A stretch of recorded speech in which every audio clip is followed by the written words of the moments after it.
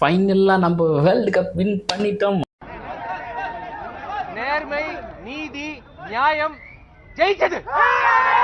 அது back to back. இது வரையுமே எவனையுமே வேர்ஸ்ட் பண்ணி T20 வேர்ல்டு கப் அடித்ததில்லை. அது நம்ம தான் ஃபஸ்ட்டு ஹிஸ்ட்ரியை கிரியேட் பண்ணி வச்சுருக்கோம். ஆனால் இந்த மேட்ச்சுக்கு முன்னாடி எவ்வளோ நெகட்டிவிட்டி. நம்ம நரேந்திர மோடி ஸ்டேடியமில் வின் பண்ணதில்லை, நம்ம நியூசிலாந்து இது வரைக்கும் T20 வேர்ல்டு கப்பில் வின் பண்ணதில்லை. அதுக்கப்புறம் பார்த்திங்கன்னா அதுவும் சண்டே ஃபைனல்லாம் வின் பண்ணவே மாட்டோன்ட்டு ஒரு இது இருந்துச்சு. எல்லாத்தையும் நீங்கள் அடித்து இந்தியா நொறுக்கிட்டாங்க. மேட்ச் நடக்குது ஒரு நாளுக்கு முன்னாடி இந்தியா வந்து இந்தியன் பிளேயர்ஸ்லாம் ஸ்டே பண்ணுவோம் 2023 ஒரு ஹோட்டலில் ஸ்டே பண்ணிப்பாங்க. அந்த ஹோட்டலே எங்களுக்கு வேணான்னு சொல்லிட்டு வேறு ஹோட்டலில் போய் இல்லை அன்லக்கி ஹோட்டல்னே முடிவு பண்ணிட்டாங்க அந்த ஹோட்டலை. ஓகே, மேட்ச்சில் டாஸை வின் பண்ணார். டாஸை வின் பண்ணி சாடினார். சேஞ்ச் பண்ணுறேன்னு தேவையில்லாமல் டஃபி எட்டு வந்தார். ஒரு ஆல்ரவுண்டரை மிஸ் பண்ணிவிட்டு எதுக்கு அந்த சேஞ்ச் பண்ணாருன்னு தெரியல. ஆனால் அந்த ஸ்டேடியமில் ஆல்ரெடி நாங்கள் சவுத் ஆஃப்ரிக்கிட்ட மரண அடி வாங்கின்னு தான் வந்தோம். ஒழுங்காக எங்களுக்கு சேசிங் குத்துருந்தா மேபி இந்தியா ஸ்ட்ரகிள் பண்ணிக்குவோம் என்னவோ. அப்படியே லட்டு மாதிரி எங்களுக்கா பேட்டிங் கொடுப்பேன். ஆல்ரெடி எங்கள் பசங்க என்ன ஃபார்மில் இருந்தாங்கன்னு எல்லாருக்குமே தெரியும். ஓப்பனிங் அபிஷேக் சர்மா, சஞ்சு சாம்சன். பவர் பிளேயில் அப்படியே எவன் வேணா போடு, மேட்டன்டேனா போடு, ஜேக்கப் டஃபினா போட்டு, எவன் வேணா போடு, நாங்கள் போட்டு கிழிக்கிறோன்னு கிழிச்சிட்டாங்க. நம்ம எப்போயும் பவர் பிளேயில் ஒரு விக்கெட் இல்லை 2 விக்கெட் விட்டுருவோம். ஆனால் இந்த டைம் விக்கெட்டே விடாமல் 92 அடிச்சிருக்கோம். வேறு மாதிரி ஸ்டார்ட்டு, வேறு மாதிரி பேஸ்மெண்ட்டை செட் பண்ணிட்டு போயிட்டார் அபிஷேக் சர்மா. அதுக்கப்புறம் இஷான் கிஷன் வந்து அவர் சும்மா இருப்பாரா? இஷான் கிஷனை பற்றி எல்லாருக்குமே தெரியும். நான் வந்தானா வீராக தான் போகிறேன்ட்டு போட்டு அவரும் அவர் பங்குக்கு பேர் எடுத்துட்டார் நியூசிலாந்து பவுலர்ஸை. ஒரு பக்கம் சஞ்சு சாம்சன் இனிஷியலாக ஸ்லோவாக தான் ஸ்டார்ட் பண்ணார். ஆனால் அதுக்கப்புறம் போட்டு ஒரு 14th ஓவர்னு நினைக்கிறேன் ஹேட்ரிக் 6 போட்டு பிரிப்பார். ஆனால் என்ன பண்ணுறது, ஒரு செஞ்சுரி மிஸ் ஆயிடுச்சு. இது ஒரு 3வது செஞ்சுரி மிஸ் ஆகுது.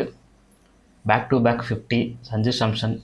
போஸ்ட் மேட்ச் ப்ரெசன்டேஷனில் சஞ்சு சாம்சன் சொல்லியிருப்பார், நான் லாஸ்ட் சீரீஸ்லாம் நான் பெருசாக பர்ஃபார்மன்ஸ் பண்ணல, அப்புறம் எம்எல்ஏ எனக்கே டவுட்டாக வந்துச்சு. அதுக்கப்புறம் நான் சச்சின் கால் பண்ணார், சச்சின் சார் கால் பண்ணிட்டு வேண்டி தான் அவர் கெயிட் பண்ணார் என்ன. அதுக்கு மாரி ஒரு நாளைக்கு முன்னாடி, இப்போ ஃபைனலுக்கு ஒரு நாளைக்கு முன்னாடி கூட சச்சின் வந்து கால் பண்ணியிருக்காரு. காட் ஆஃப் கிரிக்கெட்னா சும்மாவா? உண்மையிலேயே சச்சின் மாதிரிலாம் வர முடியாதுங்க யாராலையும்.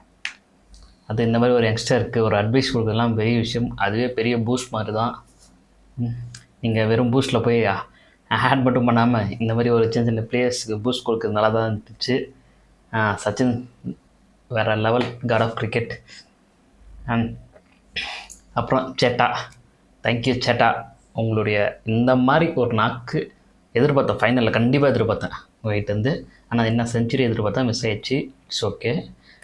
பட் சஞ்சு அப்படியே 3 நாக் அவுட் மேட்ச்சில் வேறு லெவல் பர்ஃபார்மன்ஸ். 97, 89, 89 போட்டு பெத்துட்டுக்கிட்ட. அப்பா, ஒன்று ட்ரேட் பண்ணது நல்லதாக போச்சு. இந்த மாதிரி ஃபார்ம் தான் எங்களுக்கும் வேணும் ஓப்பனிங்கில். பார்ப்போம் ஐபிஎல்ல. அபிஷேக் சர்மா, இஷான் கிஷன், சஞ்சு சாம்சன் ஃபஸ்ட்டு 3 விக்கெட் சூப்பராக அட்டு போனாங்க. லட்டு மாதிரி ஸ்கோர் எட்டு வந்து கொடுக்குறாங்க. அதுக்கப்புறம் ஹர்திக் பாண்டியா போய் அனுப்புவீங்க. ஒழுங்காக ஒன்று திலகவர்மா வந்திருக்கோம், இல்லையா அக்சர் பட்டேல் அமைச்சிருக்கணும் அந்த இடத்துக்கு. தேவையில்லாமல் ஹர்திக் பாண்டியா வந்து அவர் வர்றாரு, 2 டாட் வர்றாரு. அந்த நேரத்தில் சிங்கிள் கிளப் ஃபஸ்ட்டு 10 பால் 11 ரன். அதுக்கப்புறமாச்சு அடிக்கலான்னு பார்த்தா ஒன்றும் அடிக்கல. தேவையில்லாத அந்த கொஞ்சம் ஸ்லோவாச்சு. அதுக்கப்புறம் திலகவர்மா வந்தார். திலகவர்மாக்கும் பெருசாக பால் கனெக்ட் ஆகல. அப்புறம் சூர்யா ஹர்திக் பாண்டியா அவுட் ஆனால் அடுத்த பால்லே அவுட்டு. இந்த ஜெமினிஸை ட்ராப் பண்ணிட்டு இன்றைக்கி ட்ராப் பண்ணவங்க பார்த்தா இன்றைக்கி ஜெமினிஷம் தான் அவங்களுக்கு 3 விக்கெட் தரான். ஆக்சுவலி வேறு லெவலு. அந்த எக்ஸ்பீரியன்ஸை வந்து எந்த நேரத்தில் காட்டணுமோ அந்த நேரத்தில் சூப்பராக காட்டாப்புல. அவ்வளோதான் ஸ்கோர் அவ்வளோதான் ஒரு 230 அதுக்குள்ளே தான் வரும்னு நினச்சோம் லாஸ்ட்டாக. ஏன்னா பெருசாக யாருமே அடிக்கலை. லாஸ்ட்டில் வந்தார் பார் நம்ம தூபே. லாஸ்ட் ஓவர் 20வது ஓவர் வச்சு செஞ்சார் 24 ரன்னு. தலைவங்கிட்ட இருந்து இந்த மாதிரி பெர்ஃபார்மன்ஸ் எதிர்பார்க்கல. எஸ், ஆனால் இந்த வேர்ல்டு கப் அவர் அசால்ட்டா நினைச்சுன்னுக்கிறீங்க. ஒரு டைம்ல அவரை பார்த்து அலறாதனே கிடையாது தெரியுமா? இல்லை நிறைய பேர் எல்லாரும் பேர் சஞ்சு பேசுவாங்க, பும்ரா பேசுவாங்க, அபிஷேக் சர்மா கூட பேசுவாங்களே தவிர, ஆனால் சிவன் துபேயோட அந்த குரூசியல் 24 ரன்ஸ் யாருக்கும் தெரியாது. எஸ், நம்ம பெரிய மார்ஜினில் வின் பண்ணியிருக்கோம். ஆனால் சிவன் துபே எல்லா மேட்சும் அடிச்சிட்டு இருக்காரு இந்தியாவுக்காக. இது லாஸ்ட் T20 வேர்ல்டு கப்லேயே பார்த்தீங்கன்னா குரூசியல் நாக்கெலாம் ஆடி இருப்பார். இவர் பெருசாக 50 அந்த மாதிரி அடிக்கலனாலும் அந்த ஒரு 20 அந்த 8 பால் அந்த மாதிரி சின்ன சின்ன நாக்கில் ஆட்டு போகிறார். இதே போல் திலகர்மாவும் செமிஃபைனலில் நல்லா ஆடி இருப்பார். அந்த வெஸ்ட் இண்டீஸ் மேட்ச்லாம் சூப்பராக ஆடி இருப்பார் திலகர்மா. இந்த மாதிரி சின்ன சின்ன கான்ட்ரிபியூஷன்லாம் இருந்ததோடு தான் டீம் இந்தியா இப்போ பயங்கர ஸ்ட்ராங்காக இருக்கிறாங்க. 255 அடிச்சிட்டோம், 256 வாய்ப்பே இல்லை. ஏன் அது அகமதாபாத் கிரவுண்டு, அவ்வளோ பெரிய கிரவுண்டில் அடிக்க வாய்ப்பே இல்லை, தெரிஞ்சு போச்சு. செகண்ட் ஹாஃப் வச்சு பொட்டலாம் கட்டானுங்க நியூசிலாந்தை. பும்ரா யாருப்பா நீ? ஆக்சுவலி நம்மளுக்கெல்லாம் பும்ரா கிடைச்சது ஒரு வர்ற மாதிரி இந்தியன் டீமுக்கு. அந்த மாதிரி ஒரு பவுலர் இருக்கிறதுனால நம்ம கவலையாக படுறதில்ல. நம்மளுக்கு எப்படியும் லாஸ்ட் மேட்ச்சில் தான் தோக்க வேண்டிய இங்கிலாந்துக்கிட்ட மேட்சையும் வின் பண்ணி கொடுத்தாரு. இந்த மேட்ச் ஆல்மோஸ்ட் எல்லாம் வின்னு தான். ஆனால் இதுலேயும் 4 விக்கெட் வந்து எடுக்கிறாரு. லாஸ்ட்டாக ஒரு மேட்ச் முடிஞ்ச அப்புறமே சொல்லியிருப்பார், நான் இங்கே ஒரு ஃபைனலில் வின் பண்ண முடியாமல் போச்சு, ஆனால் இந்த ஃபைனல் வின் பண்ணிட்டேன், ரொம்ப ஹாப்பியாக இருக்குன்னாரு. பும்ரா மாதிரிலாம் பவுலர்ஸ் திரும்பலாம் வாய்ப்பே இல்லை. அது எந்த டீமுக்கும் பும்ரா மாதிரிலாம் கிடைக்கவே மாட்டாங்க. இந்த இதில் பார்த்திங்கன்னா சூரியகுமார் யாதவோட பர்ஃபார்மன்ஸ் இந்த டோர்னமெண்ட் ஃபுல்லாகவே வெறும் பெருசாக எதுவுமே அடிக்கல. யூஎஸ்ஏ மேட்ச் ஒரு மேட்ச் அடிச்சுப்பாரு தவிர, நானும் இப்போ அடிப்பார் பார்த்தா ஃபைனலே வந்துச்சு. ஃபைனலும் ஒன்றும் அடிக்கலை டக்கு. கேப்டனாக நல்லா தான் பண்ணீங்க. பட் ஆனால் நீங்கள் உங்களுடைய பர்ஃபார்மன்ஸ் பெருசாக எதுவுமே இல்லையப்பா ஆஸ் எ பிளேயராக. அப்புறம் பார்த்தா நம்ம அக்ஷர் பட்டேல் அவர் ஒரு 2 விக்கெட் எடுத்திருப்பார். அக்ஷர் பட்டேலோட கான்ட்ரிபியூஷன் நிறைய இருந்துச்சு இந்த டைம். நம்ம அக்ஷர் பட்டேலில் ஒரு மேட்ச் தான் ட்ராப் பண்ணோம். அந்த மேட்ச் வச்சு செஞ்சு விட்டாங்க சவுத் ஆஃப்ரிக்கா நம்மளை. அதே மாதிரி இந்த மேட்ச் ட்ராப் பண்ணி தான் தெரிஞ்சிருக்கோம். ஏன்னா அந்த ஃபின்னாலன் விக்கெட்லாம் இவர் தான் எடுத்திருப்பார். பேக் டு பேக் சாம்பியன், இது வரைக்கும் யாரும் பண்ணாதது. ஹோஸ்ட் பண்ண கண்ட்ரி இது வரைக்கும் வின் பண்ணலை, வின் பண்ணிட்டோம். Back to back T20 world cup win பண்ணதில்லை, அதையும் வின் பண்ணிட்டோம். இன்னும் வேறு என்ன இருக்குது? ஹையஸ்ட் மார்ஜினில் வின் பண்ணலை, ஹையஸ்ட் மார்ஜினில் வின் பண்ணிட்டோம். அது ஃபைனலில் 255 எவனுமே ஸ்கோர் பண்ணியிருக்க மாட்டான், அதையும் நாங்கள் பண்ணியிருக்கோம். இன்னும் நாங்கள் என்ன பண்ணணும்? நெக்ஸ்ட் ஒன்றே தான், நெக்ஸ்ட்டு வர ஓடி வேர்ல்டு கப் அடிக்கணும். அடிப்போம், நம்பிக்கை. இதுதான் விஜய் சொல்லுவார் டிவிக்கில், நம்பிக்கையோடு இருங்க, வெற்றி நிச்சயம்ன்ற மாதிரி. பார்ப்போம் நெக்ஸ்ட்டு ஓடி வேர்ல்டு கப்பில். ஆனால் இந்த இதுக்கு MS தோனி வந்திருந்தார், ரோஹித் சர்மா வந்திருந்தார். அவங்க 2 பேரும் அதே T20 அந்த கப்பை தூக்கிட்டு இப்படி வர சீனை பார்த்தாலே சும்மா வேறு லெவலில் இருந்துச்சு. அந்த நேரத்தில் எல்லோரும் மிஸ் பண்ணது கோலியை தான். கோலி வந்திருந்தால் நல்லா இருந்திருக்கும்.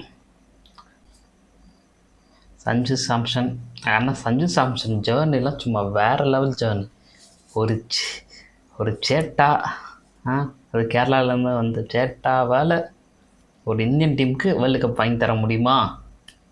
வாங்கி தந்திருக்காரு. ஆக்சுவலி இந்த வேர்ல்டு கப்பில் அது முக்கால்வாசிக்கான ரீசன் வந்து சஞ்சு சாம்சன் தான். மற்றவங்க கான்ட்ரிபியூஷனில் கொஞ்சம் இருக்குது. முக்கால்வாசி சொல்லணும்னா அரை இது சஞ்சு சாம்சன், அரை இது பும்ரா சொல்லலாம். இது கொஞ்சம் மற்றவங்களுடைய கான்ட்ரிபியூஷன் இருக்குது. 2 பிளேயரை வச்சு தான் நம்ம வேர்ல்டு கப் வின் பண்ணியிருக்கோம். ஒன்று சஞ்சு, இன்னொன்று பும்ரா. மேட்ச் சென்டரில் இந்த அஸ்தீப்க்கும் மிச்சலுக்கும் ஒரு ஃபைட்டு போச்சுல்ல, தேவையில்லாமல். ஆக்சுவலி நியூசிலாந்துக்காரங்களாம் பாவண்டா, ரொம்ப பொறுமையாக ரொம்ப காமாக இருக்கிற பிளேயர்ஸு. அவன் மேலேயே தூக்கி பந்து எறிஞ்சி அவனை கோபத்திரியா அஸ்தீப். இதெல்லாம் தேவையா நமக்கு? தேவையா கோபி இதெல்லாம்? பட் மிச்சலும் அந்தளவுக்கு ஓவர் ரியாக்ட் பண்ண தேவையில்ல. அதுக்கப்புறம் போய் அப்பாலஜிஸ் கேட்டார் அஸ்தீப்பு. எல்லாம் ஹீட் ஆஃப் த மூமெண்ட்டில் நடக்கிறது. But okay, end of the day New Zealand நினச்சி ஃபீல் வாழணும்னு ஆசையோட வந்தோட வாசல்லே நீ பாட்டி அமிச்சிட்டீங்களாடா பாவிகளா. பண்ணுறதா இல்லை இந்தியா ஜெயிச்சிட்டாங்கன்னு ஹாப்பியாக இருக்கிறதா, ரெண்டுத்துக்கும் சென்ட்ரலில் இருக்கும். ஏன்னா நமக்கு இந்தியாவுக்கு அடுத்து பிடிச்ச டீம்னா நியூசிலாந்து, சவுத் ஆஃப்ரிக்கா தான்.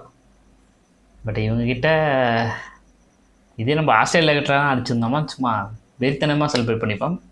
அடித்தது நியூசிலாந்து தானே, ஸோ அதனால் காமாக தான் செலிப்ரேஷன், நம்ம பிளேயர்ஸ் அந்த மாதிரி தான் காமாக தான் செலிப்ரேஷன் பண்ணாங்க. சஞ்சு சாம்சனுக்கு பிளேயர் ஆஃப் த டோர்னமெண்ட் கொடுத்துருக்காங்க. வெல் டிசர்வ் கேண்டிடேட் அவர், well deserve player. Sanju Samson விட்டு வேறு யாருக்கும் கொடுக்க முடியாது. மேன் ஆஃப் த மேட்ச்சே சஞ்சு சாம்சன் கொடுத்துருக்கலாம். பட் ஆனால் பும்ரா 4 விக்கெட் எடுத்திருக்காரு. அதனால் பும்ராவுக்கு கொடுக்குறது நியாயம்தான். ஆனால் நம்ம வேர்ல்டு கப் வின் பண்ணிட்டோம், எல்லாம் ஓகே தான். பட் ஆனால் மேட்ச்சே பார்க்க மாட்டானுங்க. ஆனால் வாட்ஸ்அப் ஸ்டேட்டஸில் வச்சுருவானுங்க இந்தியா கப் அடிச்சிட்டா. அவனுக்கு கிரிக்கெட்டே பார்த்துருக்க மாட்டானுங்க. இந்த மாதிரி உங்கள் ஃப்ரெண்ட்ஸ் யாராவது இருந்தால் கீழே மென்ஷன் பண்ணுறாங்க.